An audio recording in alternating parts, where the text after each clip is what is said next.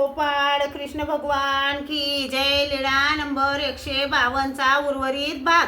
तुम्ही कुठे जात आहात? मी सर्वज्ञांच्या दर्शनाला जात आहे। तर मग माईन भट्टाला सोबत घेऊन जा, मला काही काम आहे। त्यांनी हो म्हटले। मग पिंपळे वामन भट व माईन भट सर्वज्ञांच्या दर्शनाला आले। सर्वज्ञांना सकाळचा पूजा वसर होऊन आतील ओट्यावरील आसनावर बसलेले होते। सर्वज्ञांच्या श्रीकंठी फुलांचा गडदंडा, माळ, श्रीमुखी पानाचा विडा, कपाळावर आडवे चंदन लावलेले असे माईन भट्टाने पाहिले।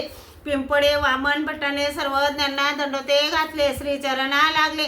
माईन भट्टांनी फक्त आपला हात आपल्या उराला जोडून नमस्कार केला।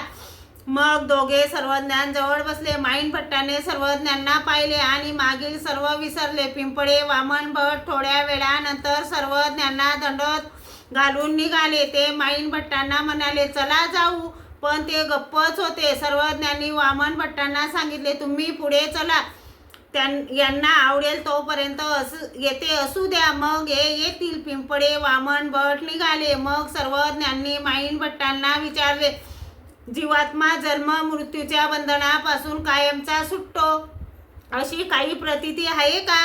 माईन भट्टांनी म्हटले आहे, पण एवढेही आपल्याला अजून माहीत झालेले नाही।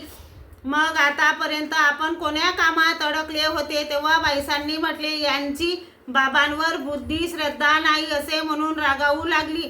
तेव्हा सर्वज्ञांनी तिला श्रीकराने,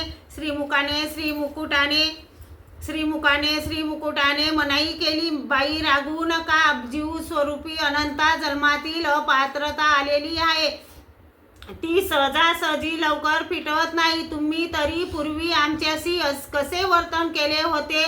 मग सर्वज्ञांनी माईन भट्टांना विचारले, कशी प्रतीती आहे? माईन भट्टांनी उत्तर दिले, कर्म करावे, कर्म केल्याने अंतःकरण शुद्ध होते, शुद्ध अंतःकरणामुळे वैराग्य उत्पन्न होते, वैराग्यामुळे ज्ञान उत्पन्न होते, ज्ञानाने मोक्ष होतो। यावर सर्वज्ञांनी सांगितले, कर्मापैकी नित्य व नैसर्गिक कर्म ती प्रतिदिनाच्या चरितार्थ चालवताना जी हिंसा होते, तिच्या प्रति वयाच्या दुःखाच्या परिहार्थ गेली कर्मिक कर्मे ती त्या कामनेने केली त्याप्रमाणे फळे झाली। श्री गोपाळ कृष्ण भगवान की जय।